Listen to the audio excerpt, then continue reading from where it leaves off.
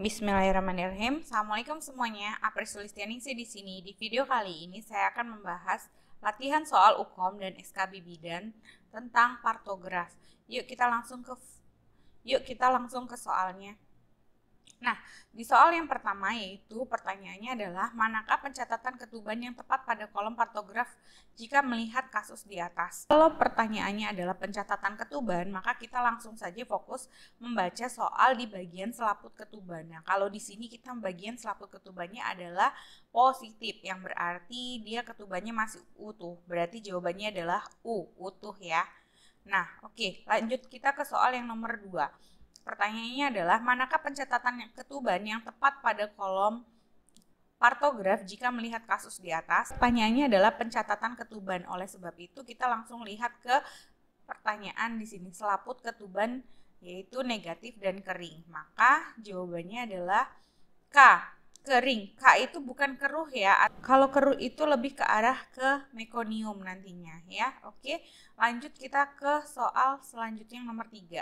Pertanyaannya adalah manakah pencatatan penurunan kepala pada kasus tersebut? Kita ke soalnya, yaitu seorang perempuan umur 23 tahun G1P0A0 hamil usia kehamilan 40 minggu datang ke PMB dengan keluhan utama mules teratur menjalar ke pinggang. Hasil anamnesis ibu mengatakan mules teratur sejak 5 jam yang lalu. Hasil pemeriksaan TTV dalam batas normal, TFU-nya 35 cm, kontraksinya 3 kali dalam 10 menit selama 44 detik. Presentasi kepala penurunan 2/5.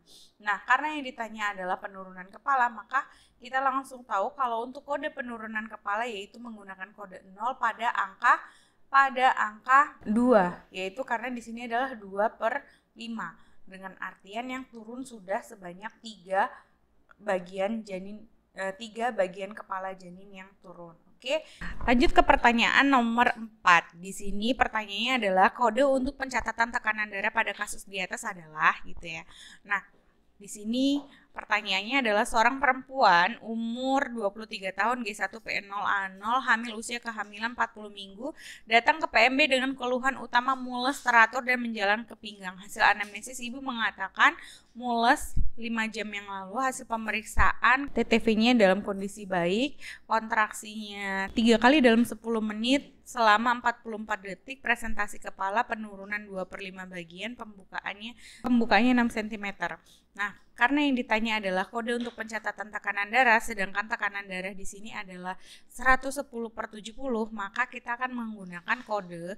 Kalau untuk kode tekanan darah yaitu menggunakan garis panah ke bawah dan ke atas dengan garis bawahnya adalah 70 dan garis atasnya adalah 110. Itu adalah jawabannya ya. Nah, oke. Karena kalau kita menggunakan kode 0 ini untuk pencatatan penurunan kepala, kode titik hitam yaitu untuk menggunakan denyut nadi ibu dan denyut jantung janin, kode X itu untuk data. Lanjut ke soal nomor 5, di mana seorang perempuan umur 24 tahun G1P0A0 hamil 39 minggu datang ke PMB dengan keluhan air ketubannya sudah pecah. Nah, hasil pemeriksaan TTV dalam batas normal, presentasinya kepala penurunan 2/5, kontraksi 4 kali dalam 10 menit selama 50 detik dan keras. Pembukaannya 8 cm, selaput ketubannya negatif dan jernih. Oke, berarti pencatatan partografnya adalah J. J yaitu untuk artian jernih ya. Oke, lanjut ke soal yang nomor 6. Pertanyaannya adalah kapan dilakukan pemantauan kesejahteraan janin selanjutnya. Nah, langsung ke badan soalnya, yaitu seorang perempuan umur 25 tahun G2P1A0 hamil 40 minggu sedang infartu kala 1. Nah, ibu mengeluhkan mules nyeri perut sampai ke pinggang. Hasil pemeriksaan TTV dalam batas normal. Nah, untuk TFU-nya 35 cm, presentasinya kepala, kontraksinya 4 kali dalam 10 menit 40 detik, penurunan kepalanya yaitu 2/5. Pembukaannya 5 cm, ketubannya positif.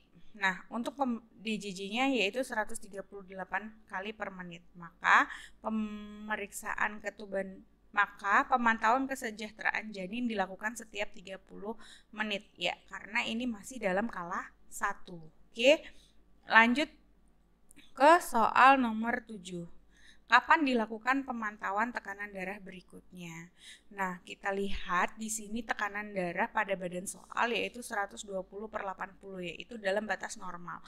Oleh sebab itu, pemantauan tekanan darah pada kala 1 dalam kondisi normal dilakukan setiap 2-4 jam kemudian ya. Berarti di sini jawabannya adalah 2 jam. Lanjut ke soal yang nomor 8. Pertanyaannya adalah kan dilakukan pemantauan penurunan kepala berikutnya. Di badan soalnya kita lihat seorang perempuan umur 25 tahun G1P0A0 hamil usia kehamilan 40 minggu sedang infartu kala 1 di puskesmas. Hasil anamnesis ibu mengeluhkan mules, nyeri perut sampai ke pinggang. Hasil pemeriksaan KU-nya baik, tekanan darahnya baik, nadi, pernafasan dan lainnya dalam kondisi normal. Nah, yang kita lihat yaitu pemantauan penurunan kepala.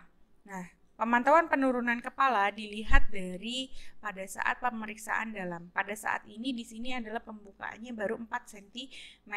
Nah, kalau pada ibu hamil G1 pembukaan diperkirakan 1 cm per jam. Jadi, perkiraan pemeriksaan untuk penurunan kepala berikutnya yaitu 4 jam kemudian di sini ya. Berbeda dengan pada saat badan soal sudah pembukaannya 8 cm, maka pemantauan penurunan kepala dilakukan pada saat sudah ada tanda-tanda gejala kala 2 gitu ya. Yang kira-kira nggak sampai 4 jam itu sudah kemungkinan bukaannya lengkap gitu.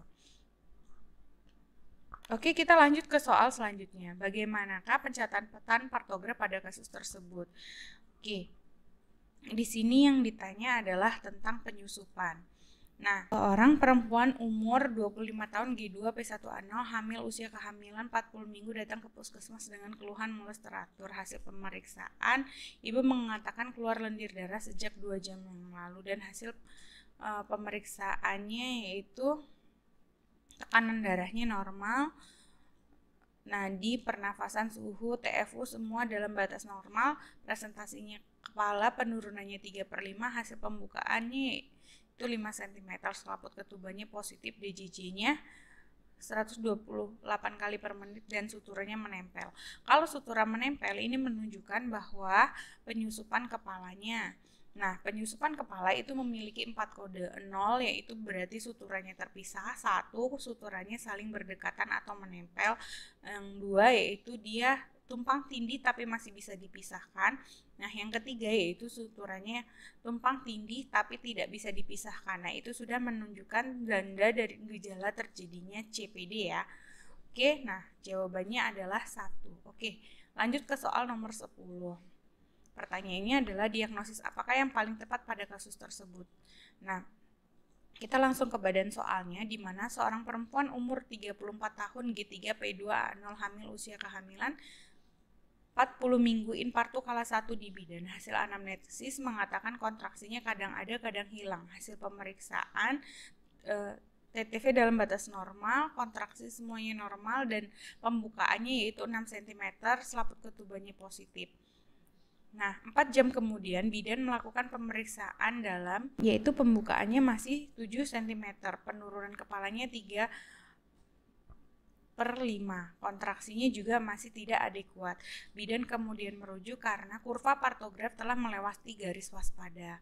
Diagnosis apakah yang paling tepat pada kasus tersebut? Nah, diagnosis yang paling tepat pada kasus tersebut itu adalah yaitu inersia uteri, di mana kontraksi uterusnya masih tidak adekuat, yaitu pembukaan sudah 7 tapi kontraksi uterusnya jumlahnya masih 3 dan lama atau durasi kontraksinya tidak mencapai melebihi 40 detik gitu ya. Nah, di sini adalah inersia uteri. Kalau atonia uteri itu kontraksi uterus tidak ada tapi sudah pada kala 4. Nah, inversio uteri itu terjadinya uterus yang terbalik ya karena adanya tindakan yang tidak tepat. Nah, involusio uteri itu proses pemulihan uterus dari kehamilan sama seperti sebelum hamil. Nah, kalau prolaps uteri itu uterusnya kebalik tanpa adanya proses kehamilan ya. Oke, nah ini biasanya disebabkan oleh sudah tua. Oke, nah itu saja video kali ini. Jangan lupa like, comment, share, dan subscribe ke channel ini ya. Dadah, assalamualaikum warahmatullahi wabarakatuh.